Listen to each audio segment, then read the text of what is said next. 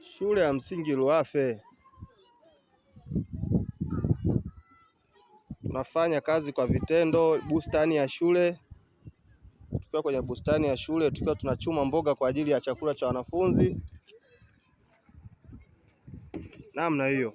Kama mnavyoona bustani huko kote na bustani, mboga zikiwa zinakuwa. Naam. Na wanafunzi wakiwa wanachuma mboga kwa ajili ya chakula ya shule. Na hiyo ndio shule jani. Mzani ni bustani, hapana ni shuleni hapa. Namna hiyo. Na mwalimu, unaona huyu ni mwalimu au ni walimu wakiwa wanapalilia hapa bustani ya shule. Safi.